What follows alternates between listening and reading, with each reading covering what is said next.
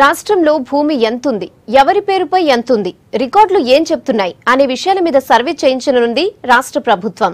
భూమి రికార్డులన్నీ సక్రమంగా నిర్వహించే స్పెషల్ డ్రైవ్ ప్రారంభించబోతోంది. వివాదాలను పరిష్కరించడంతో పాటు ఏ భూమి ఎవరిది అనే విషయంలో ఈ స్పెషల్ డ్రైవ్ లో స్పష్టత ఇస్తారు. తెలంగాణలోని వ్యవసాయ భూముల రికార్డులన్నీ ఈ స్పెషల్ డ్రైవ్ లో సరిచేస్తారు. మరో భారీ సర్వేకు సిద్ధమైంది రాష్ట్ర ప్రభుత్వం. నిజాం కాలంలో తప్ప తర్వాత మరెప్పుడు భూ రికార్డుల విషయంలో ఇంత పెద్ద సర్వే జరగలేదని, అంత పెద్ద సర్వే జరగబోతుందని అధికారులు చెప్తున్నారు. సాలార్జంగ్ కాలంలో రెవెన్యూ విలేజ్ విధానం అమల్లోకి వచ్చింది. అప్పుడే గ్రామ శివార్లను నిర్ణయించారు. ఆ తర్వాత మళ్లీ రికార్డులన్నింటినీ ఒకేసారి సరిచేసే కార్యక్రమం జరగలేదు. ఈ స్పెషల్ డ్రైవ్ నిర్వహణ కోసం 15,000 మంది నిరుద్యోగ యువకులను ఎంపిక చేయనున్నారు. భూముల వివరాలు ప్రభుత్వం ఇచ్చిన ప్రొఫార్మాలో ఎలా నమోదు చేయాలో ట్రైనింగ్ ఇస్తారు. ఎక్కడికక్కడ జిల్లాలల్లా 15 రోజులు ట్రైనింగ్ ఇస్తారు. తప్పుడు వివరాలు నమోదు చేయకుండా వీరి నుంచి అఫిడవిట్ తీసుకునే అవకాశం ఉందన్నారు అధికారులు.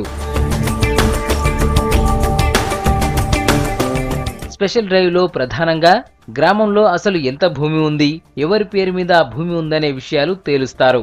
భూమి హక్కులకు సంబంధించి స్పష్టత ఇవ్వడంతో పాటు ఆ వివరాలను బహిర్గతం చేస్తారు. గ్రామంలోని పంచాయతీ కార్యాలయాలు, మెయిన్ సెంటర్లలో ఈ డీటెయిల్స్ ఉంచుతారు. ఎలాంటి వివాదాలు లేని భూ వివాదాలు వెంటనే బయట పెడతారు. ఇలాంటివి దాదాపు 90% ఉంటాయని అంచనా.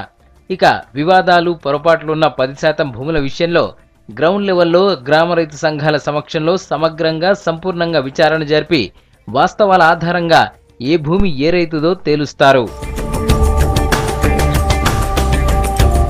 ఇట్లా సర్వే చేసినాక ఏ భూమి ఎవరిదో లెక్క తేలుతుంది. ఆ తర్వాత కొత్తగా పాసు పుస్తకాలు ఇస్తారు. ప్రతి రైతుకు పాసు పుస్తకానికి యూనిక్ కోడ్ ఇస్తారు. ఆ వివరాలన్నీ కంప్యూటర్లో నమోదు చేస్తారు.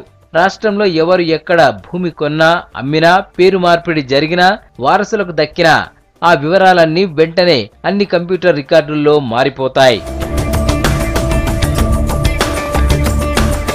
సరిచేసిన వివరాల ఆధారంగా ఎకరానికి 8,000 పెట్టుబడి ఇచ్చే పథకం అమలవుతుంది. భూ రికార్డులన్నీ సరిచేసిన తర్వాత ప్రకటించిన జాబితానే ప్రభుత్వానికి పంపుతారు. ప్రభుత్వం ఏ రైతు వద్ద ఎంత భూమి ఉందో దాని ప్రకారమే బ్యాంకుల్లో డబ్బులు జమ చేస్తుంది.